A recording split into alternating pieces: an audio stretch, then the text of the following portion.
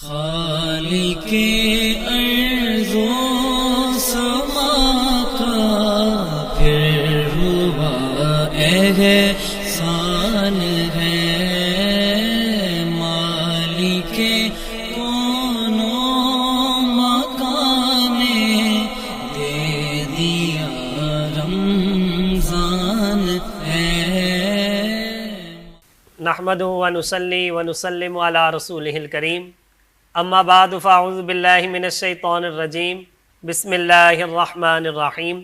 قال اللہ تبارک و تعالی فی القرآن المجید والفرقان الحمید، الذین یحملون العرش ومن حولہ یسبحون بحمد ربہم ویؤمنون بہ ویستغفرون للذین آمنوا، صدق اللہ العظیم۔ وقال اللہ تبارک و تعالی فی شان حبیبہ صلی اللہ علیہ وسلم، ان اللہ وملائکتہ یصلون علی النبی یا ایہا الذین آمنوا صلوا علیہ وسلموا تسلیما، اللہم صلی علی سیدنا و مولانا محمد وعلی آل سیدنا و مولانا محمد واصحاب سیدنا و مولانا محمد وبارک وسلم وصلی علیہ، الصلاۃ والسلام علیک یا سیدی یا رحمۃ للعالمین وعلی آلک واصحابک یا سیدی یا خاتم النبیین۔ السلام علیکم ورحمۃ اللہ وبرکاتہ۔ ناظرین، میں ہوں آپ کا میزبان محمد سلیمان شفیق یوسفی اور آپ دیکھ رہے ہیں نگینہ ٹی وی۔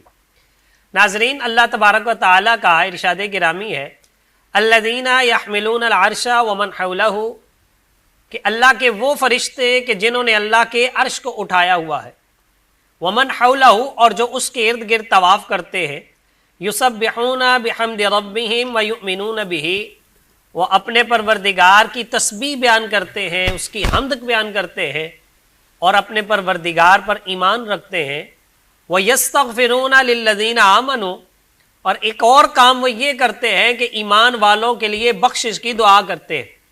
سبحان اللہ، کتنے خوش نصیب ہیں ایمان والے کہ جن کے لیے بخشش کی دعا اللہ کے عرش پہ ہو رہی، اور کتنی خوش بختی ہے کہ اس عظیم مقام پر، خدا کے عرش پر، اور وہ فرشتے کہ جنہوں نے اللہ کے عرش کو اٹھایا ہوا ہے اور جو اس کے ارد گرد طواف کرتے ہیں، وہ مقربین فرشتے اللہ تبارک و تعالیٰ پر اور اس کے نبی پاک علیہ الصلوۃ والسلام پر ایمان رکھنے والوں کے لیے بخشش کی دعا کرتے ہیں۔ اور دیکھیے ناظرین، اس میں اللہ تبارک و تعالیٰ نے یہ نہیں ارشاد فرمایا کہ جو زندہ ہیں ان کے لیے دعا ہو رہی ہے اور دعا بھی عبادت ہے، ایصال ثواب ہو رہا ہے، اور جو فوت ہو جاتے ہیں ان کے لیے دعا و استغفار نہیں، بلکہ اللہ تعالیٰ نے مطلقاً ارشاد فرما دیا کہ جو ایمان والا ہے اس کے لیے بخشش کی دعا اللہ کے عرش پہ ہو رہی ہے، چاہے وہ زندہ ہے یا دنیا سے چلا گیا ہے، شرط ایک ہی ہے، جو ایمان والا ہے اس کے لیے بخشش کی دعا ہو رہی ہے۔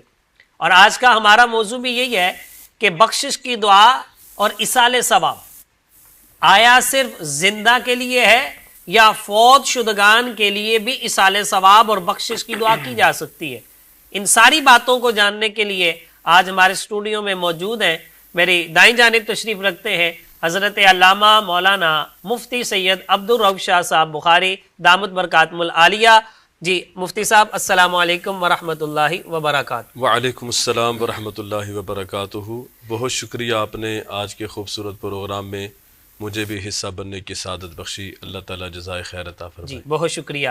اور میری بائیں جانب تشریف فرما ہے مفتی اسلام حضرت علامہ مولانا مفتی صادق فرید سعیدی صاحب۔ جی مفتی صاحب، السلام علیکم ورحمۃ اللہ وبرکاتہ۔ وعلیکم السلام ورحمۃ اللہ وبرکاتہ۔ جی بہت شکریہ مفتی صاحب، آج آپ ہمارے پروگرام میں تشریف لائے۔ جزاک اللہ، اللہ تعالیٰ آپ کو برکتیں دے۔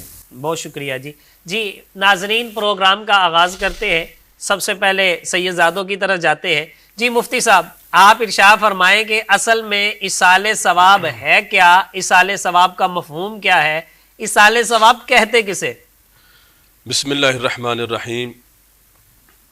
والذین جاءوا من بعدهم یقولون ربنا اغفر لنا ولاخواننا الذین سبقونا بالایمان، صدق اللہ العظیم۔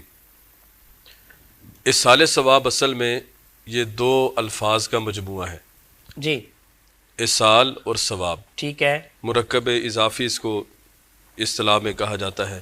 جی دونوں عربی کے الفاظ ہیں، इसाल का माना होता है पहुँचाना, ठीक है, और सवाब उस बदले को, उस अजर को, उस जज़ा को कहा जाता है जो इंसान के किसी अमल खैर पर, नेक अमाल पर अल्लाह ताला मुरतब फरमाता है, उसको सवाब कहा जाता है। सुबहान अल्लाह। यानी अल्लाह ताला जो अज्र अता फरमाता है उसे सवाब कहा जाता है। सवाब कहा जाता है। अब इसाले सवाब का मफहूम ये बना ठीक है कि इंसान जो नेक अमाल करता है अल्लाह की रज़ा के लिए, जी, उस पर अल्लाह ताला अपने फ़ज़ल और करम से, अपनी रहमत से उसको जो अजर और सवाब अता फरमाता है उसका वो बंदा मालिक हो जाता है। ठीक है।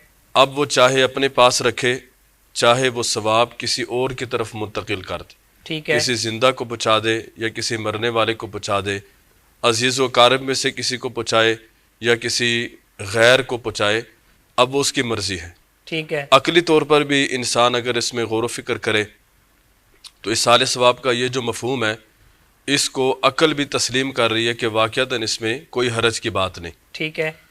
मिसाल के तौर पर एक आदमी वो अपनी किसी भी चीज़ का मालिक है, मोबाइल है उसके पास, वो उसका मालिक है, उसके पास नकदी है उसका मालिक है, और असबाब है, माल है उसका वो मालिक है, यानी जो उसकी मिल्कियत में है, जो भी चीज़ उसकी मिल्कियत में है वो उसमें जैसे चाहे तसर्रुफ कर सकता है। ठीक है, बिल्कुल ऐसे ही है। अब मोबाइल मेरे पास है, ये डायरी मेरे पास है, तो मैं चाहूँ इसको अपने पास रखूँ, चाहूँ आपको दे दूँ, किसी और को दे दूँ, जी, ये इसमें अपनी मर्जी है क्योंकि मैं इसका मालिक हूँ। ठीक है। इसी तरह जो इंसान नेक अमाल करता है, कार खैर करता है, उस पर अल्लाह ताला अपने फजल से जो उसको अजर अता फरमाता है, अब उसकी मर्जी है कि अपने पास रखे या किसी और को उसका सवाब पहुँचा दे। ठीक है। जैसे कोई आम शय बंदा जिसका मालिक होता है उसको किसी दूसरे की तरफ ट्रांसफ़र कर सकता है, मुंतकिल कर सकता है, इसी तरह जो सवाब की दौलत और ख़जाना अल्लाह ताला बंदे को अता फरमाता है वो भी किसी और को दे सकता है। अच्छा, या मुफ्ती साहब मैं थोड़ी सी बात में इजाफा चाहूँगा कि जिस तरह आपने कहा कि ये मोबाइल है, ये मैं चाहूँ तो जिसको मर्जी दे दूँ।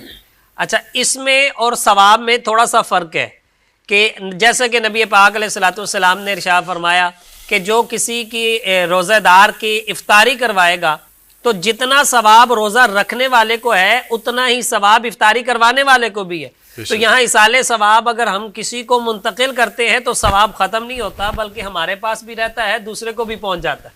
बड़ी खूबसूरत बात आपने फरमाई जी, कि ये आम चीज़ों में और दीन के मामले में ये फ़र्क है सुभान अल्लाह, कि जो सवाब अल्लाह ता फरमाता है अगर वो किसी दूसरे को पहुँचा दे, उसने इसार और कुर्बानी से काम लिया है तो अल्लाह ताला उसके अजर को ज़ाया नहीं करता, उसके पास भी वो बाकी रहता है और दूसरे को भी अल्लाह अपने फजल से अता फरमाता है। सुभान अल्लाह, बहुत क्योंकि अल्लाह के खजाने में कोई कमी नहीं। सुभान अल्लाह, सुभान अल्लाह। जी मुफ्ती साहब, आप इरशाद फरमाए, मुफ्ती साहब ने, सैयद साहब ने बड़े खूबसूरत अंदाज में इसाले सवाब का मफहूम समझाया। कुरान मजीद और नबी पाक अलैहिस्सलाम के इरशादात की रोशनी में इसाले सवाब की अहमियत को वाज़ेह फरमाएं। बिस्मिल्लाहिर्रहमानिर्रहीम। फर्स्ट ऑफ ऑल मैं हदिया तबरीक पेश करता हूँ Nagina TV, Nagina social welfare society, अंजुमन शाहिदीन इस्लाम और इनके बानी, अल्लाह ताला उनके मज़ार पे करोड़ा रहमतों का नज़ूल फरमाए। तो इसाले सवाब कुरान मजीद से और अहादीस मुबारका से मुकम्मल तौर पर इसका सबूत, इसका प्रूफ है। ठीक है। और मैं जहाँ तक समझता हूँ वो ये कि अहले इस्लाम के जितने कार खैर के काम हैं, ठीक है, वेलफेयर के जितने भी काम हैं, इस चीज़ में सबसे ज़्यादा जो चीज़ मुअस्सिर है, जो लोगों को तैयार करती है कि हम नलका लगवा दें, हम वाटर प्लांट लगवा दें, हम मस्जिद मदरसा बनवा दें जी, या जिस तरह अभी कोई और मामलात चल रहे हैं उनके लिए लोग कार खैर में डोनेशन बहुत ज़्यादा करते हैं। हमारे आले इस्लाम जो है जी, पाकिस्तान जो है डोनेट करने के मामले में दुनिया में चौथे नंबर पर मुल्क आता है जी। तो ये जो चीज़ मुअस्सिर है, जो लोगों को खिदमत के लिए तैयार करती है, उसमें सबसे ज़्यादा जो चीज़ असर डालने वाली लोगों को तैयार करती है, तारीख देती है, वो ईसाले सवाब का ही अमल है और ईसाले सवाब को मानने का ही नतीजा है। सुभान अल्लाह, सुभान अल्लाह। जब किसी के वालिदैन इस दुनिया से रुखसत होते हैं तो उनकी एक तड़प होती है कि काश हमारा पैसा किसी मस्जिद, मदरसे, वाटर प्लांट या मुल्क पाकिस्तान किसी भी काम के लिए लग सके जिसका फ़ायदा हमारे माँ बाप को पहुँचता रहे। शायद उन्होंने पूरी ज़िंदगी ऐसा काम न किया हो जो उस वक़्त किया जाता है। तो دیکھیے رہی یہ بات کہ قرآن و حدیث سے پھر اس کا ثبوت کیا ہے. جی دیکھیں سب سے پہلی بات، ہم ہر نماز میں جب تشہد میں بیٹھتے ہیں التحیات میں تو یہ دعا پڑھتے ہیں سورہ ابراہیم کی آیت نمبر 40، رب اجعلنی مقیم الصلاۃ ومن ذریتی ربنا وتقبل دعا ربنا اغفر لی ولوالدی. سبحان اللہ، یا اللہ مجھے بھی بخش دے اور میرے ماں باپ کو بھی بخش. جی کیا یہ کوئی پابندی ہے کہ اس کو وہ پڑھے جس کے ماں باپ زندہ ہوں اور وہ نہ پڑھے جس کے ماں باپ سے چلے گئے؟ یعنی وہ چلے جائیں تو پھر اس کا مطلب ہے وہ دعا بدل دے؟ دعا بدل دے، ایسا ہرگز نہیں. ٹھیک ہے. اور اگر دعا نہیں بدلی لیکن فائدہ نہیں ہو رہا، ایک حکایتی طور پر دعا ہے، تو اس کا مطلب اسلام کے اندر کوئی چیز فضول ہو گئی، جبکہ اسلام میں کوئی چیز فضول نہیں ہے. اسلام کا حسن من حسن اسلام المرء ترکہ ما لا یعنی، جی جو چیز فضول ہو اسلام اس کے چھوڑنے میں ہی تو حسن ہے اس کا. سبحان اللہ، تو اس کا مطلب وہ چیز بیکار نہیں ہے جو بھیجی جا رہی ہے. تو قرآن مجید کی سورہ ابراہیم کی آیت نمبر 40 سے یہ بات مکمل طور پر واضح ہو جاتی ہے. اور اسی طرح سورۃ القلم میں آیت نمبر 35 ہے، جہاں کفار نے مسلمانوں سے کہا کہ جب ہم مٹ گئے، اگر تم کہتے ہو کہ ہم اسلام میں آ جائیں، جب ہم فوت ہو جائیں گے تو تم بھی تو فوت ہو جاؤ گے، جی تمہارا بھی نام و نشان نہیں رہے گا، ہمارا بھی نام و نشان نہیں رہے گا، تو تم اور ہم برابر ہوئے، عمل کیے ہوئے تمہارے بھی ضائع ہیں ہمارے بھی ختم. تو اللہ رب العزت نے اس سورۃ القلم کی آیت نمبر 35 میں حکم فرمایا افنجعل المسلمین کالمجرمین، کیا ہم مسلمانوں کے ساتھ بھی مجرم والا معاملہ کریں گے کہ ان کے عمل کا ان کے لیے کوئی فائدہ نہیں ہوگا. ما لکم کیف تحکمون، تمہیں کیا ہو گیا، تم کیسی بات کرتے ہو؟ ایسا ہرگز نہیں، بلکہ کافر کی موت کو قرآن مجید نے فرمایا فَكَيْفَ إِذَا تَوَفَّتْهُمُ الْمَلَائِكَةُ يَضْرِبُونَ وُجُوهَهُمْ وَأَدْبَارَهُم، کہ جب ان کے پاس آتا ہے فرشتہ تو ان کے منہوں پر مکے مارتے ہیں، ان کی پشتوں پر مکے مارتے ہیں اور کہتے ہیں اے خبیث روح خبیث بدن سے نکل جا. اور جب اس کی روح نکلتی ہے تو اس کی حالت کیا ہوتی ہے؟ قرآن مجید ارشاد فرماتا ہے وَالْتَفَّتِ السَّاقُ بِالسَّاقِ، پنڈلی سے پنڈلی مل جاتی ہے اور ہڈیاں ٹوٹتی ہوئی محسوس ہوتی ہیں، اور یہاں آ کے روح اس کی اٹک جاتی ہے، اب نہ باہر جاتی ہے نہ واپس جاتی ہے. جس کو کہا جاتا ہے نزا کا عالم. جی نزا کی سختی جو ہے، سینکڑوں تلواروں کا درد ایک طرف اور نزا کی ایک سختی کا درد جو ہے وہ ایک طرف ہوتا ہے. میاں صاحب نے فرمایا تھا آگے جان شکنجے اندر جو ویل نہ دے وچ گنا رونو کا ہون روے محمد پھر تینوں میں مننا. یہ والی سختی اور درد ہے، اور یہ کافر کے لیے. قرآن مجید نے اس کی مکمل طور پر وضاحت بیان کی.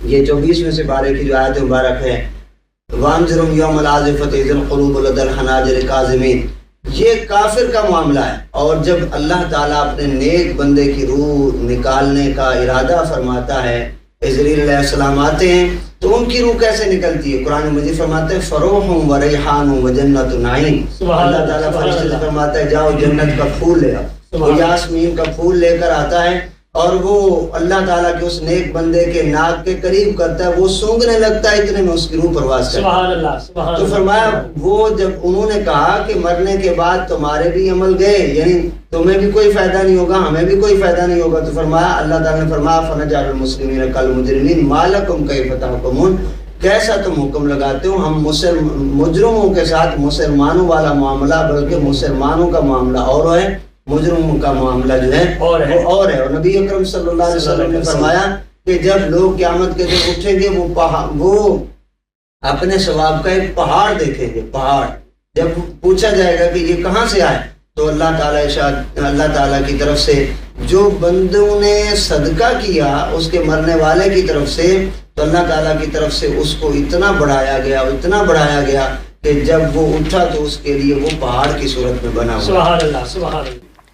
جی ناظرین، نبی پاک صلی اللہ علیہ وآلہ وسلم کا ارشاد گرامی ہے اذا مات الانسان انقطع عنہ عملہ الا من ثلاثۃ، کہ جب بندہ مومن دنیا سے چلا جاتا ہے تو اس کے اعمال کا سلسلہ کٹ جاتا ہے سوائے 3 اعمال کے.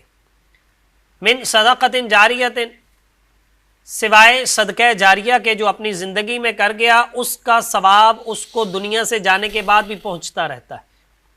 پھر آپ علیہ الصلوۃ والسلام نے ارشاد فرمایا من علم ينتفع به، ایسا علم جو دوسروں کو نفع دے اس کا ثواب بھی مرنے والے کو پہنچتا رہتا ہے۔ اور تیسرے نمبر پر نبی پاک علیہ الصلوۃ والسلام نے ارشاد فرمایا ولد صالح يدعو له، اس کی نیک اولاد جو ماں باپ کے جانے کے بعد ہاتھ اٹھا دیتی ہے اور ان کے لیے دعا کرتی ہے تو اللہ تعالیٰ اس کا ثواب بھی مرنے والے کو قبر میں عطا فرما دیتا ہے۔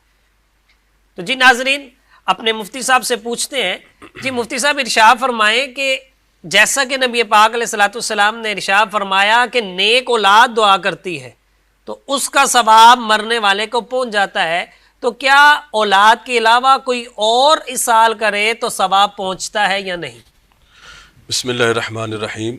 اس حدیث پاک میں جو آپ نے ابھی ارشاد فرمائی، ذکر کیا اس کا، جی اولاد کا ذکر ہے، اور بھی بہت ساری احادیث میں اولاد کا ذکر آتا ہے۔ ٹھیک ہے، جیسا کہ ایک حدیث پاک مشکات المصابیح میں نقل کی گئی، نبی کریم صلی اللہ علیہ وسلم نے ارشاد فرمایا کہ جنت کے اندر ایک بندے کا درجہ بلند ہو جاتا ہے۔ ٹھیک ہے، وہ عرض کرتا ہے کہ یا رب العالمین، میں نے تو کوئی ایسا عمل نہیں کیا، اعمال کا سلسلہ تو ختم ہو گیا ہے، ظاہر ہے اب میں قبر میں آ گیا ہوں، تو قبر اب میں آ درجہ گیا۔ بلند ہونے کی وجہ کیا اس ہے؟ کی وجہ کیا ہے؟ جی تو ارشاد ہوتا ہے بھی استغفار ولدی کا، جی کہ تیرے بچے نے جو تیرے لیے دعا کی، استغفار کی، اس کی وجہ سے تیرا درجہ بلند ہو گیا ہے۔ سبحان اللہ، سبحان اس طرح کی اور بھی بہت ساری احادیث موجود ہیں۔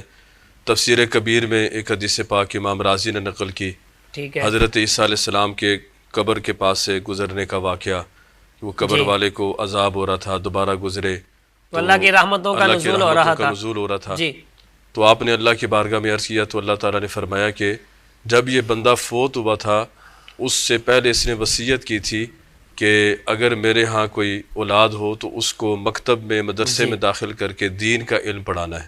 جی تو آج پہلا دن ہے اس کا، بچہ جب مدرسے کے جانے کے قابل ہوا، وہ آج مدرسے میں جا کر میرا نام پکار رہا تھا، بسم اللہ الرحمن الرحیم پڑھ رہا سبحان تھا، اللہ، تو سبحان میری رحمت کو جوش آ گیا کہ جس کا بچہ مجھے رحمان اور رحیم کی صفات سے پکار رہا ہے تو اس کے والد کو میں کیوں عذاب کے اندر مبتلا؟ اللہ اکبر، اللہ تو اس طرح کی روایات اور بھی بے شمار ہیں، لیکن اس کا مطلب یہ نہیں ہے کہ اگر کسی روایت میں اولاد کے سال ثواب کا ذکر آیا ہے، اولاد کی دعا سے فائدہ پہنچنے کا ذکر آیا ہے، تو اس کا مطلب یہ نہیں کہ اگر کوئی اور دعا کرے یا اصال ثواب کرے، قرآن خوانی کرے، ذکر و اذکار کرے، درود پاک پڑھے اور اس کا ثواب جو ہے وہ مرنے والے کو اصال کر دے تو اس کا فائدہ نہیں پہنچے گا۔ قرآن کریم میں بھی اور احادیث بھی اس بات سے بھری ہوئی ہیں کہ جو بھی ایمان والا اس میں شرط ہے، جی جو بھی کلمہ پڑھنے والا مسلمان کوئی بھی نیک عمل کر کے، قرآن پڑھ کے، حدیث پاک پڑھ کے، درود پاک پڑھ کے، ذکر و اذکار کر کے، کسی بھی مرنے والے کے لیے اس میں کوئی قید نہیں، اصال ثواب کرے، ضرور اللہ تعالیٰ اس کو نفع عطا فرماتا ہے۔ سبحان اللہ، قرآن کریم کی سورہ حشر کی جو آیت کریمہ میں نے شروع میں تلاوت کی تھی، جی اللہ تعالیٰ نے ارشاد فرمایا کہ والذین جاؤوا من بعدہم یقولون ربنا اغفر لنا ولاخواننا الذین سبقونا بالایمان۔ جی پہلے اللہ تعالیٰ نے انصار اور مہاجرین کا تذکرہ کیا، جی اس کے بعد قیامت تک آنے والے جتنے ایمان والے سب کا تذکرہ کیا ہے۔ اب اس میں اولاد کی قید نہیں لگائی، جتنے بھی ایمان والے قیامت تک آنے والے ہیں سب کا اللہ تعالیٰ نے ذکر کیا کہ انصار اور مہاجرین کے بعد جتنے بھی ایمان والے جو قیامت تک آئیں گے ان کا طریقہ کار یہ ہے کہ وہ اپنے رب کے حضور یہ دعا کرتے ہیں، ربنا اغفر لنا ولاخواننا الذین سبقونا بالایمان، کہ اے پروردگار ہماری بھی بخشش کر دے اور جو ایمان والے ایمان کی حالت میں دنیا سے رخصت ہو گئے ان کی بھی بخشش کر دے۔ سبحان اللہ، سبحان اللہ، اس آیت کریمہ سے پتہ چلا کہ ہر ایمان والے کے لیے بخشش کی دعا کی جا سکتی ہے اور اس کو اس کا فائدہ پہنچتا ہے۔ جی اسی طرح حدیث پاک میں بھی اس کا ذکر ہے، بہقی شریف کی حدیث پاک ہے، نبی کریم صلی اللہ علیہ وسلم نے اپنی امت کو مثال دے کے سمجھایا ہے کہ مرنے والا جو ہے اس کو اگر کوئی اصال ثواب کرتا ہے، کوئی دعا کرتا ہے تو کس طرح اس کو فائدہ پہنچتا ہے اور اس کو ہماری دعاؤں کا کس طرح انتظار ہوتا ہے۔ جی حدیث پاک میں آتا ہے، نبی کریم صلی اللہ علیہ وسلم نے ارشاد فرمایا مل میت فی القبر الا کالغریق المتغوث ینتظر دعوة تلحقه من اب او ام او اخ او صدیق فاذا لحقته كان احب الیہ من الدنیا وما فیها وان اللہ تعالی لیدخل على اہل القبور من دعاء اہل الارض امثال الجبال وَأَنَّ هَدْيَةَ الْأَحْيَاءِ إِلَى الْأَمْوَاتِ الْإِسْتِغْفَارُ لَهُمْ۔ سبحان اللہ سبحان اللہ۔ ارشاد فرمایا کہ قبر کے اندر جو مرنے والا ہوتا ہے اس کی مثال اس فریادی کی طرح ہے جو کسی سمندر کے اندر، دریا کے اندر ڈوب رہا ہو اللہ اکبر، اور وہ فریاد کر رہا ہو۔ فَإِذَا لَحِقَتْهُ، اور فرمایا کہ وہ فریاد کرتا ہے کہ میرا کوئی باپ، کوئی میری ماں، کوئی بھائی، کوئی میرا دوست جو ہے وہ میری مدد کرے۔ جی اسی طرح نبی علیہ الصلوۃ والسلام نے ارشاد فرمایا کہ قبر والا جو ہے وہ اپنے رشتہ داروں کی دعا کا بھی انتظار کرتا ہے، اور صدیق ان کر بھی الفاظ ہیں کہ کوئی دوست بھی اس کے لیے دعا کر دے اس کے بھی انتظار میں ہوتا ہے سبحان کہ اللہ، دنیا کے اندر، زندگی کے اندر جس کے ساتھ اس کا یارانہ تھا، پیار محبت تھی، جس کے دوستی ساتھ تھی، تعلق تھا، ہو جی۔ سکتا ہے کہ آج وہی میرے لیے دعا کے لیے ہاتھ اٹھا دے۔ جیسے کہتے ہیں نا ڈوبنے والے کو تنکے کا سہارا، بالکل تو ظاہر ہے اس کی کیفیت بھی ڈوبنے والے کی طرح ہے، اور تو وہ تو انتظار کر رہا ہے کہ کوئی بچا لے اسے۔ اور وہ خوش کتنا ہوتا ہے، فرمایا کہ فَإِذَا لَحِقَتْهُ كَانَ أَحَبَّ إِلَيْهِ مِنَ الدُّنْيَا وَمَا فِيهَا۔ سبحان اللہ، جب وہ سبحان اس کے دوست کا، اس کے ماں باپ کا، اس کے بھائی کا، کسی تعلق والے کا جب اس کو ثواب پہنچتا ہے، وہ اصال ثواب کرتا ہے، دعا پہنچتی ہے، تو فرمایا کہ اس کے لیے اتنی زیادہ خوشی ہوتی ہے کہ دنیا و مافیا کے سارے خزانے اس کو مل جائیں، اس کو اتنی خوشی نہیں ہوگی جتنی دعا حاصل کر کے اس کو خوشی حاصل۔ سبحان اللہ سبحان اللہ۔ تو اس حدیث پاک میں کسی رشتہ دار کی قید نہیں ہے کہ فلاں رشتہ دار یا اولاد ہی دعا کرے تو پھر ہی فائدہ پہنچے گا۔ اس میں صدیق ان کر بھی الفاظ ارشاد فرمایا کہ کوئی دوست بھی اگر اس کے لیے دعا کرتا ہے تو اس کا بھی اس کو فائدہ پہنچتا ہے۔ مقصد یہ ہے کہ شرط ایک ہی ہے، دنیا سے جانے والا مسلمان ہونا چاہیے، بالکل وہ صاحب ایمان ہو، تو کوئی بھی اس کے لیے دعا کرے گا تو اللہ تعالیٰ اس کا ثواب پہنچا دیتا ہے۔ اور ابن ماجہ شریف کی حدیث پاک میں تو مزید اس کی وضاحت ملتی ہے۔ جی نبی کریم صلی اللہ علیہ وسلم نے ارشاد فرمایا من سن فی الاسلام سنتا حسنتا، جی جو شخص بھی اسلام کے اندر کسی اچھے طریقے کو رائج کرے، کسی نیکی کے کام کو رائج کرے، اللہ تعالیٰ اس بندے کو اس کا اجر اور ثواب عطا فرماتا ہے، اور جو بھی اس پر، جو ایمان والا بھی اس نیک کام پر عمل کرے گا جو اس نے ایجاد کیا ہے، اللہ تعالیٰ اس کو بھی ثواب عطا فرمائے گا، اور اس کی وجہ سے، اس کے عمل کرنے کی وجہ سے اس ایجاد کرنے والے کو بھی اللہ ثواب عطا فرمائے گا، سبحان اللہ، یعنی اس کو عمل کرنے کی وجہ سے اس کا اپنا ثواب عطا فرمائے گا، اور اس بندے کو جس نے وہ نیک کام کا آغاز کیا، اس کی ابتدا کی، اللہ تعالیٰ اس کی ابتدا کرنے کی وجہ سے اس کو بھی اجر عطا فرمائے گا۔ سبحان اللہ سبحان اللہ۔ اب اس سے پتہ چلا کہ وہ نیک عمل کرنے والا، اس کی کوئی اس میں قید نہیں ہے کہ وہ اس کا اولاد ہو، کوئی بھائی ہو، رشتہ دار ہو، کوئی بھی دنیا کا مسلمان اس کے شروع کیے ہوئے اس کام پر اگر عمل کرے گا، اللہ تعالیٰ اس کو بھی اس کا اجر عطا فرمائے۔ جی ناظرین، جیسے کہ آپ نے سماعت فرمایا کہ اولاد جب دعا کرتی ہے، اصال ثواب کرتی ہے، تو ماں باپ کو اللہ تبارک و تعالیٰ قبر میں اس کا ثواب پہنچا دیتا ہے۔ آپ جانتے ہیں کہ کیا والدین کی نیکی اولاد کے بھی کام آتی ہے یا نہیں؟ جی مفتی صاحب ارشاد فرمائے کہ جس طرح مفتی صاحب نے ارشاد فرمایا کہ اولاد اگر کوئی اصال ثواب کرتی ہے، ماں باپ کو فائدہ پہنچتا ہے۔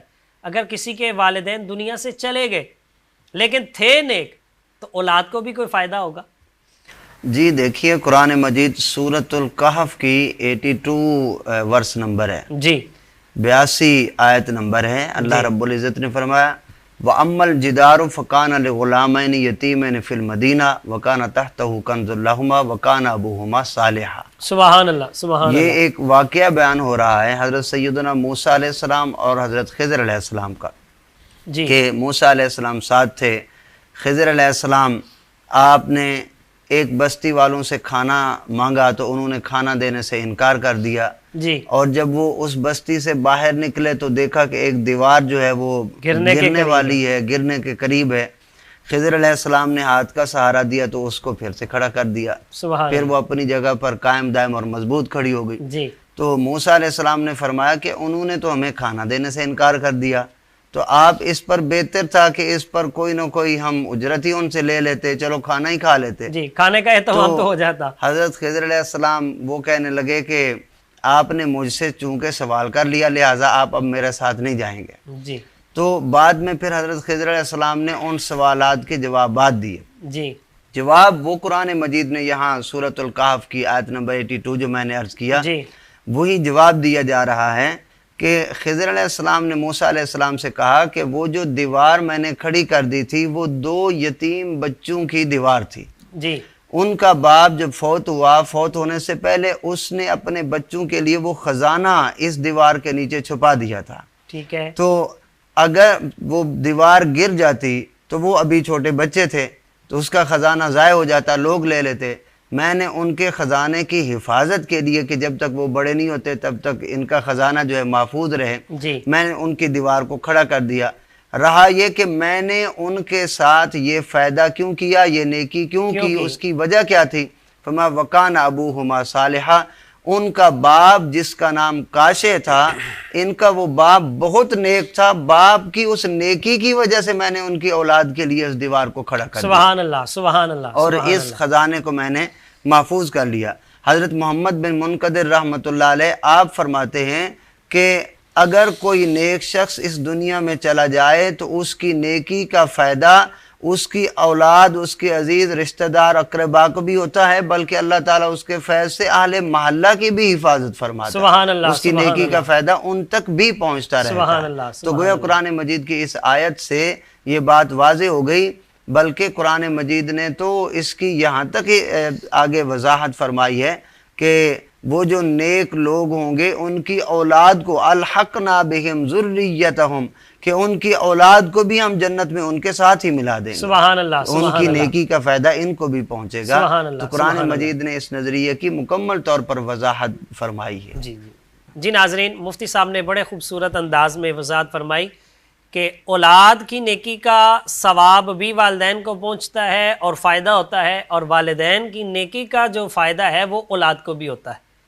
اب جاننا چاہیں گے ہم اپنے مفتیان کرام سے کہ ارشاد فرمائے، ہمارے ہاں جب کوئی بندہ دنیا سے چلا جاتا ہے اس کے بعد جو ہے وہ قل شریف کا اہتمام کیا جاتا ہے، 7ویں کا اہتمام کیا جاتا ہے، 40واں کیا جاتا ہے، مختلف صورتیں ہیں.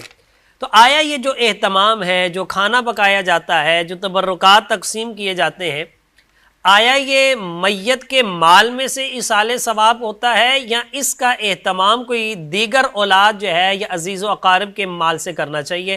جی مفتی صاحب ارشاد فرمائیں کہ یہ جو ایصال ثواب ہے کیا میت کے مال میں سے کرنا جائز ہے؟ سب سے بنیادی بات تو یہ ہے کہ جب انسان اس دنیا سے رخصت ہوتا ہے، فوت ہوتا ہے، جی، تو پھر اس کا مال اس کا نہیں رہتا. ٹھیک ہے. وہ پھر ترکہ بن جاتا ہے، آگے وہ رسا کا ہو جاتا ہے. ٹھیک ہے، وہ وراثت بن جاتی ہے. وہ وراثت بن جاتی ہے. میت کے اپنے صرف اس مال سے 3 حقوق ہوتے ہیں جو 3 کام کیے جا سکتے ہیں جو میت کے متعلق. جی جی. ان میں سے پہلا کام اس کی تجہیز و تکفین اور اس کی تدفین جو ہے اس پر کفن دفن کا اہتمام کرنا، کفن دفن کا اہتمام. جی. دوسرا اس پر اگر کوئی قرض تھا اس کی ادائیگی کی جائے. تیسرا کام وصیت اگر اس نے کوئی کی ہوئی تھی وہ بھی 1/3 تک جو ہے اس کے مال میں سے وصیت کو نافذ کیا جا سکتا ہے. جی مفتی صاحب، ابھی آپ نے ارشاد فرمایا کہ جو وراثت کا مال ہے اس سے تجہیز و تکفین ہوگی اور اس کا قرض ادا کیا جائے گا، تو وصیت کی طرح قرض بھی 1/3 مال میں ہی پورا کیا جائے گا یا قرض کل مال سے پورا کیا جائے گا؟ قرض اس کا کل مال سے پورا کیا جائے گا.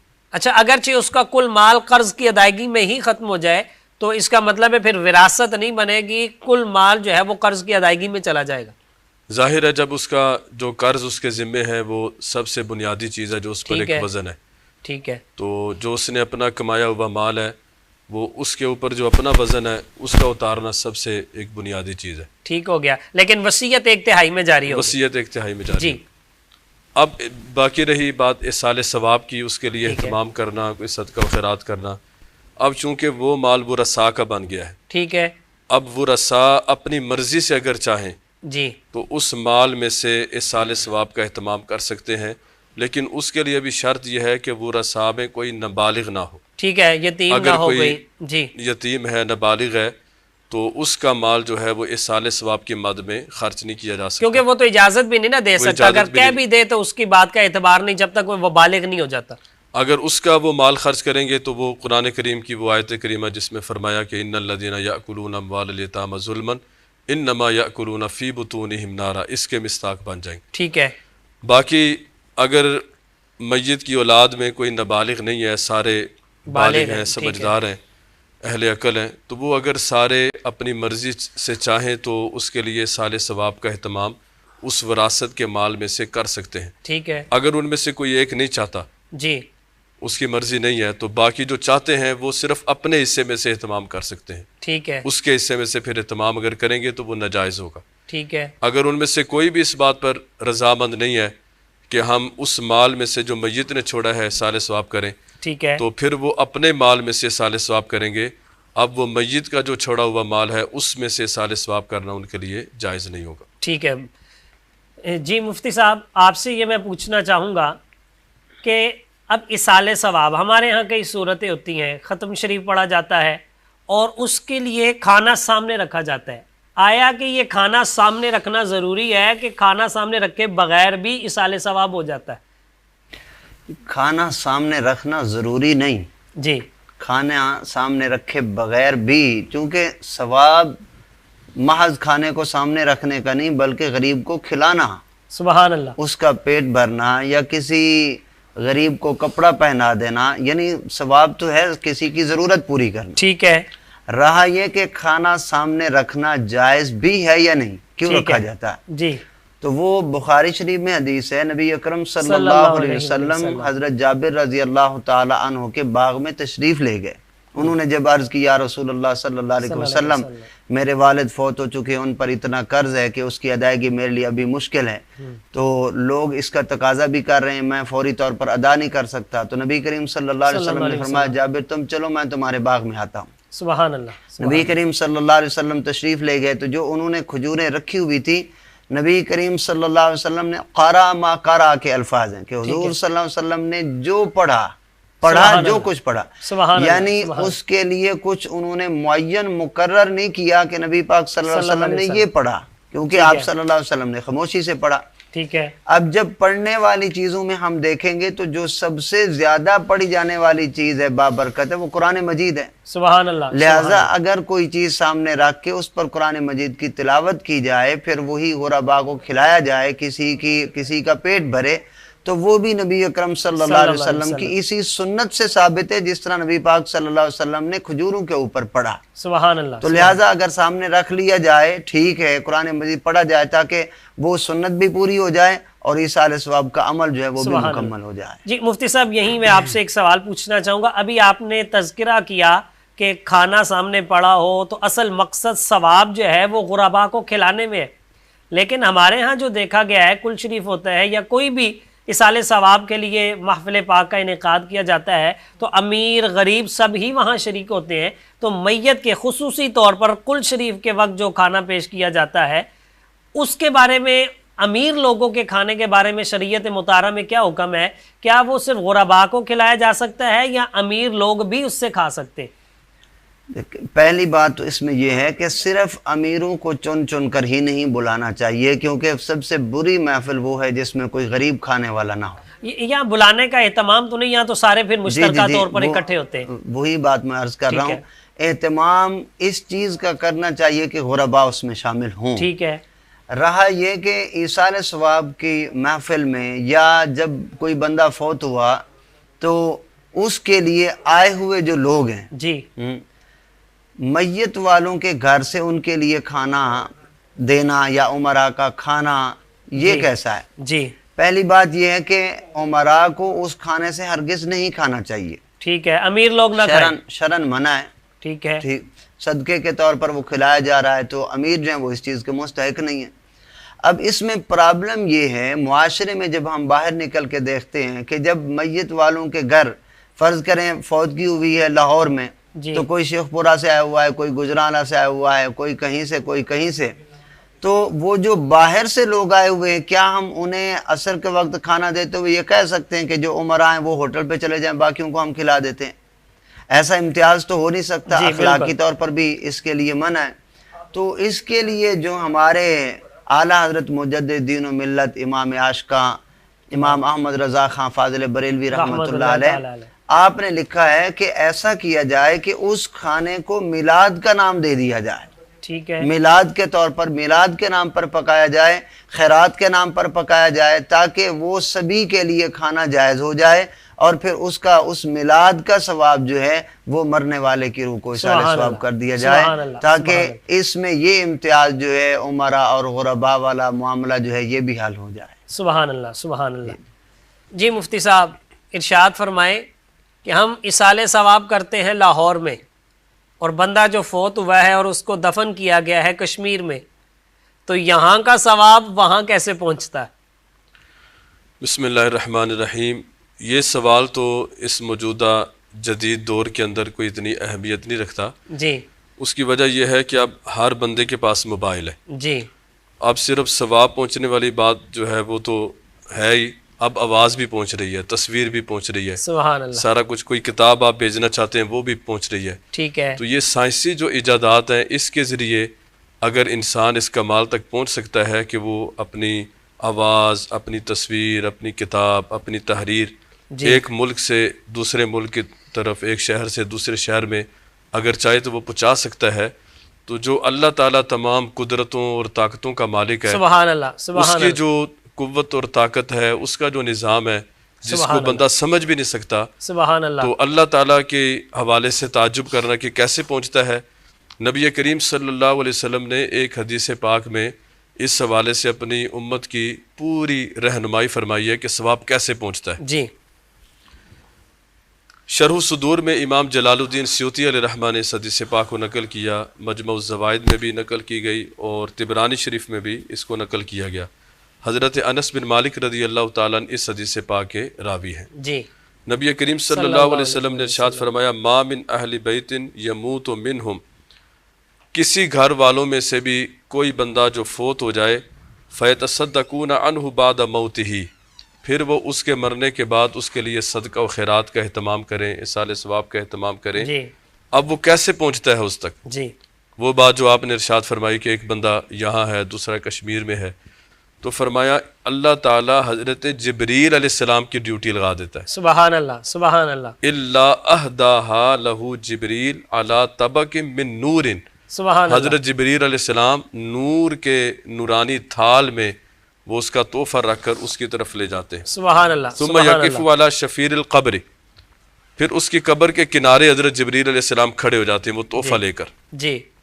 فیقول یا صاحب القبر العمیق، پھر وہ ارشاد فرماتے ہیں کہ اے قبر والے، خذ ہذہ ہدیۃً، یہ ہدیہ، یہ تحفہ قبول کر لو، اہداہا الیک اہلک، جو تمہارے اہل خانہ نے، عزیز و قارب نے تمہارے لیے یہ تحفہ بھیجا ہے، فقبلہا، اس کو قبول کر لو، فتدخلوا علیہ، جی۔ پھر وہ ہدیہ، وہ تحفہ جو ہے سال ثواب کا، اس کی قبر میں داخل کر دیا جاتا ہے۔ سبحان اللہ، سبحان جب اللہ، اس کی قبر میں جاتا ہے سبحان اللہ، تو حدیث پاک میں آتا ہے کہ ففرح بہا، وہ قبر والا اس تحفے کو قبول کر کے خوش ہو جاتا ہے، سبحان اللہ، سبحان اللہ، سبحان اللہ، ویستبشر، اور بہت زیادہ خوش ہوتا ہے۔ سبحان اللہ، لیکن اس کے جو دوسرے سبحان ساتھی اللہ، ہوتے ہیں، وَيَحْزَنُ جِيرَانُهُ الَّذِينَ لَا يُهْدَىٰ إِلَيْهِمْ شَيْءٌ، جو اس کے دوسرے ساتھی ہوتے ہیں وہ پریشان ہوتے ہیں، غمگین ہوتے ہیں، اور یہ افسوس کرتے ہیں، تمنا کرتے ہیں کاش جیسے اس کے لیے کسی نے گفٹ بھیجا ہے، ہدیہ بھیجا ہے، سبحان ہمارے لیے بھی کوئی تحفہ بھیجنے اللہ والا۔ اکبر، اللہ تو اکبر، اس حدیث پاک سے یہ بات بالکل واضح ہو جاتی ہے کہ اللہ تعالیٰ اپنے فرشتوں کے ذریعے یہ کام لیتا ہے۔ سبحان اللہ، اور اس کے لیے کوئی مشکل نہیں، وہ تو لفظ کن کہہ کے بھی سارے کام فرما سکتا وہ ہے۔ خود بھی کر سکتا ہے، جی۔ لیکن اللہ تعالیٰ نے یہ ایک مرنے والے کے لیے بھی اعزاز رکھا ہے، اس کے لیے یہ اہتمام کیا ہے، فرشتوں کی زیارت بھی اس کو ہو جاتی ہے، جس سے اس کی قبر کے جو احوال ہیں اور اس کی نورانیت ہے اور قبر کے اندر جو سکون ہے اور اس میں اضافہ ہو جاتا ہے۔ جی جی مفتی صاحب، آپ ارشاد فرمائیں کہ مومن کے لیے تو اللہ نے بڑے اہتمام فرمائے، اس کے عرش پہ دعائیں ہو رہی ہیں، ایمان والے کرتے ہیں، والدین ہیں تو وہ اپنی اولاد کے لیے کرتے ہیں، اولاد چلی جاتی ہے، اور اگر والدین چلے جاتے ہیں، اولاد، عزیز و اقارب، رشتہ دار کرتے ہیں، تو کافر بھی ہم نے دیکھا ہے کہ بسا اوقات دنیا میں بظاہر بڑے اچھے اچھے کام کرتے ہیں، فلاحی کام کرتے ہیں، تو کیا ان کو بھی ان کی کسی نیکی کا یا اچھے کام کا کوئی فائدہ ہوگا؟ کوئی بعد میں ان کے لیے دعا کرے کہ اس نے میرے ساتھ نیکی کی تھی، میرے ساتھ بھلائی کی تھی، تو کیا کافر کے لیے بھی کوئی فائدہ ہے یا صرف یہ مسلمان کے لیے؟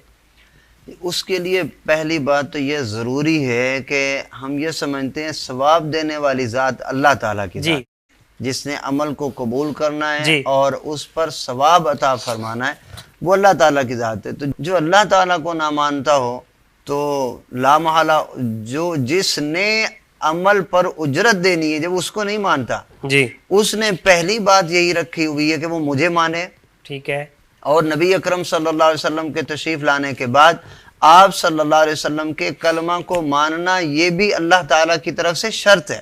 جی جب وہ اس شرط پر پورا نہیں اتر رہا تو وہ اس کے لیے اس کو مشروط اس کا اجر جو ہے وہ بھی کبھی نہیں ملے گا۔ ٹھیک ہے، یہ ایسے سمجھ لیں کہ عقیدہ جو ہے اللہ تعالیٰ اور اس کے رسول صلی اللہ علیہ وسلم کو ماننے کا عمل جو ہے، یہ نظریہ، یہ جڑ ہے، اور ثواب اس جڑ پر، اس درخت پر لگنے والا ایک پھل ہے۔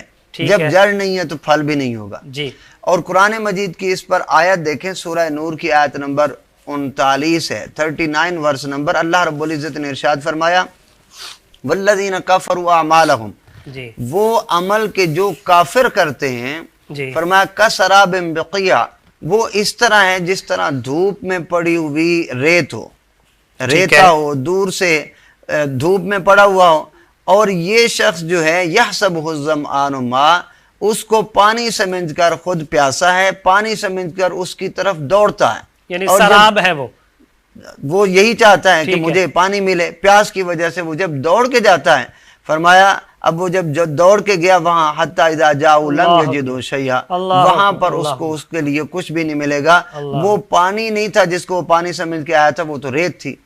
تو یہی کوئی سمجھ کر دنیا میں وہ ویلفیئر کے کام کرے گا، سب کچھ کرے گا، اور یہی سمجھے گا کہ مجھے شاید اس وقت جب پیاسے ہوں گے مجھے اس وقت یہ مل جائے گا پانی کی صورت میں، میری ضرورت پوری کرے گا، فرمایا اس وقت یہ اس کے لیے ریت ہوگا۔ یہ کیوں کہ اللہ رب العزت کو اور نبی کریم صلی اللہ علیہ وسلم کو نہ مانا۔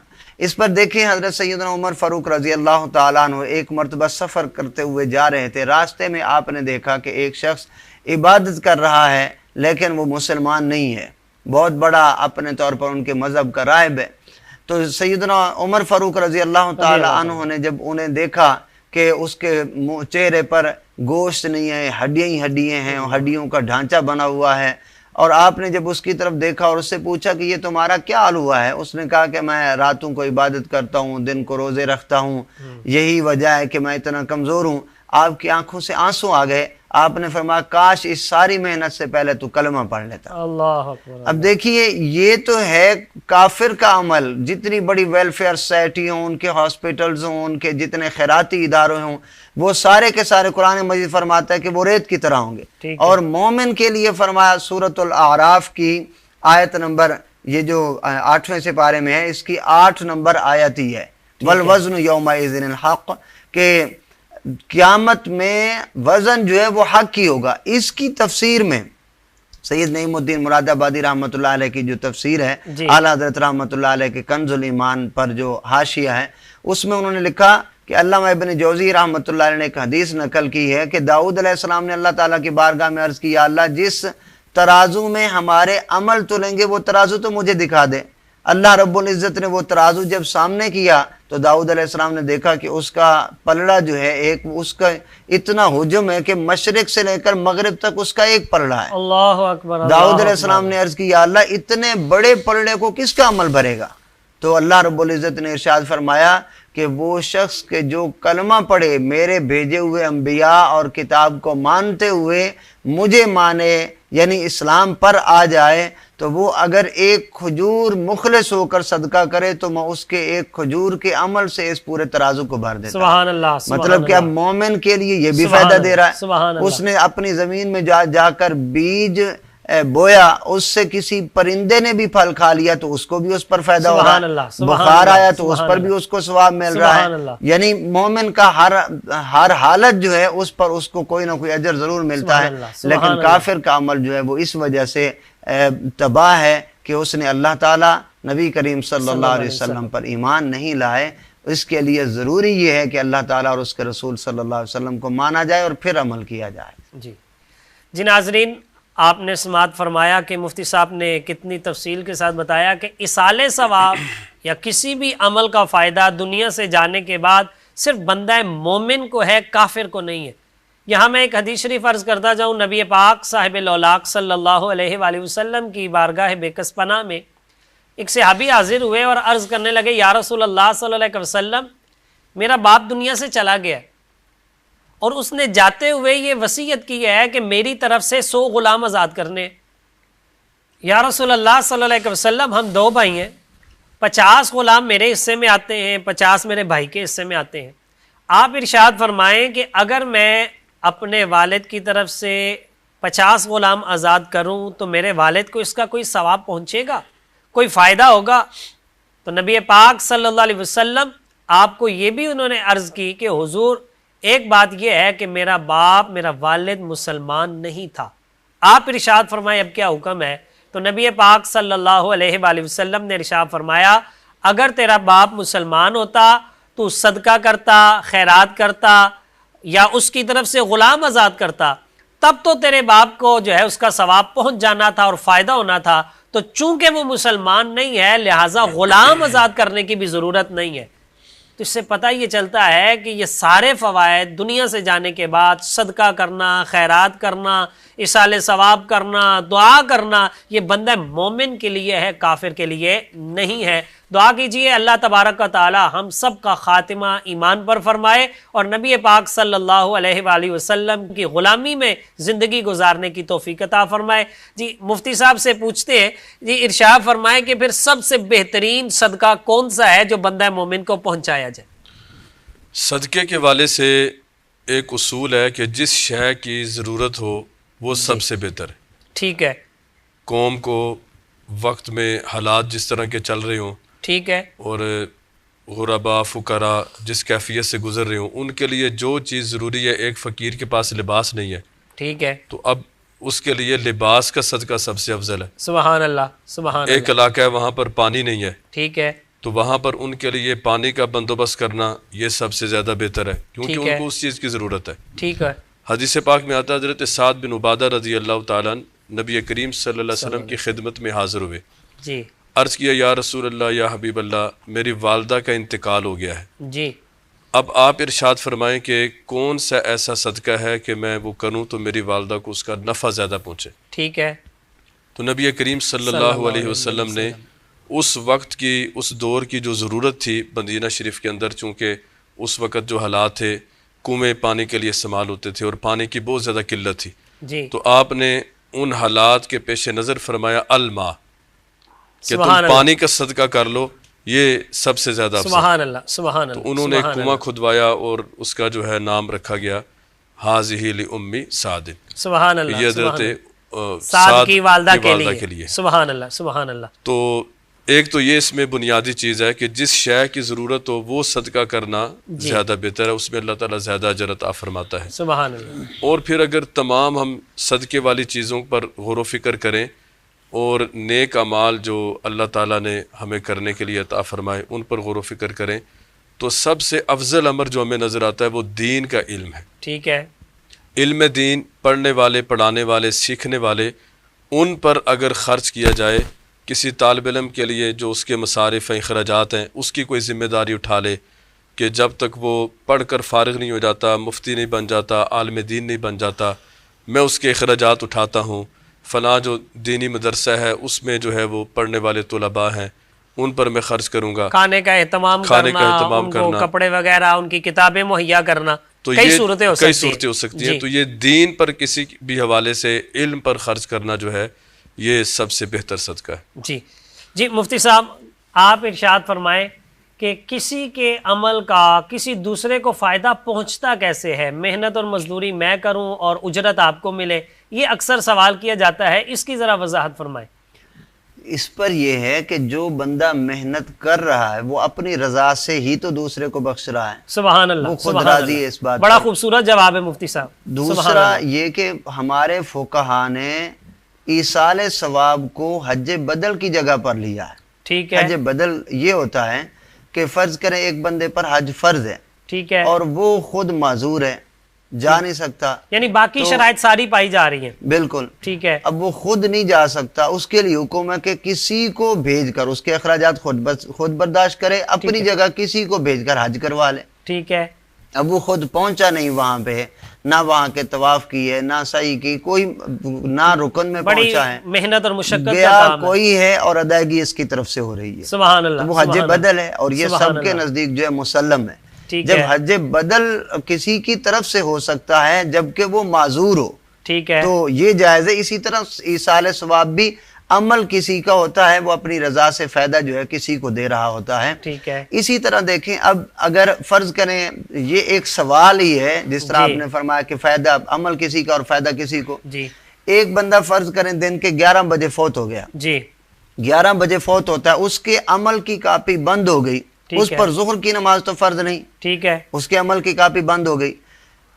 جب عمل کی کاپی بند ہوئی تو اس کے لیے کوئی نفع نقصان نہیں لکھا جائے گا، یہ ٹھیک ہے سوال ہے، لیکن اس کا جواب میں عرض کرتا ہوں کہ کیا اس کا جنازہ وہ 11 بجے فوت ہوا، وہ 11 بجے کے بعد پڑھا جاتا ہے یا اس سے پہلے پڑھا جاتا ہے؟ ظاہرہ بعد میں پڑھا جاتا بعد ہے، میں پڑھا جاتا ہے۔ جب بعد میں پڑھا جاتا ہے تو اس کا ثواب اس کو اگر نہیں ملتا تو پھر جنازے کا کیا فائدہ، جبکہ وہ عمل اس کا اپنا نہیں ہوتا، وہ تو پچھلوں کا عمل ہوتا ہے، سبحان اللہ، پڑھ پچھلے رہے ہوتے ہیں۔ اور کئی ایسے خوش بخت جنازے ہوتے ہیں کہ جن کی وجہ سے آنے والوں کی بخشش ہو جاتی ہے، سبحان اللہ، اور سبحان کوئی اللہ۔ ایسے خوش بخت آنے والے ہوتے ہیں جنازے میں جس کی وجہ سے میت کی بخشش ہو جاتی ہے۔ سبحان اللہ، یعنی سبحان اللہ۔ اتنا بڑا نظام ہے اسلام کا جنازہ، اور وہ عمل کسی کا ہے، اس کا فائدہ اس کو پہنچ رہا ہے جو میت ہے، اس کا اپنا عمل بھی وہ نہیں ہے، تو یہ بات یہاں پر ختم ہو جاتی ہے کہ اس ایک کا اس کا عمل اس کا ہے اور فائدہ جو ہے وہ اس کو پہنچایا جا رہا ہے۔ شرعی طور پر ایک کے عمل کا فائدہ دوسرے کو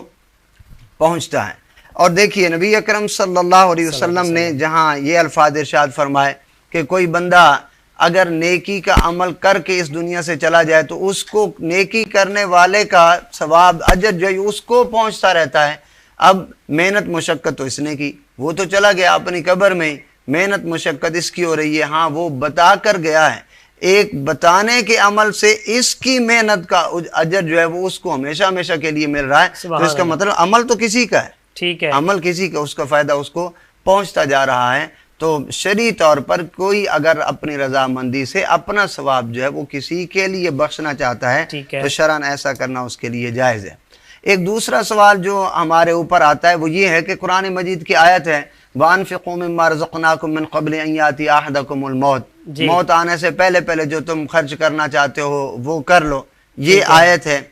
تو یہ سوال ہوتا ہے کہ قرآن مجید نے فرمایا کہ موت آنے سے پہلے پہلے کر لو، تو اس کا جواب یہ ہے کہ قرآن مجید نے یہ تو فرمایا ہے کہ مرنے سے پہلے پہلے صدقہ کرو، یہ بات کوئی اس کو وہ اس چیز کے منافی نہیں کہ مرنے کے بعد ثواب پہنچے ہی نہیں۔ ٹھیک ہے، مثلا ایک بندہ جو ہے وہ مزدوری کرتا رہتا ہے شام تک، اس کو ملتے ہیں 1000 روپیہ، تو وہ اس عمل کر سارا دن کی مزدوری کے بعد بھی حسرت کرتا ہے کہ کاش یہ والا کام بھی میں کر لیتا تو 1000 کی بجائے مجھے 2000 روپے ملتے۔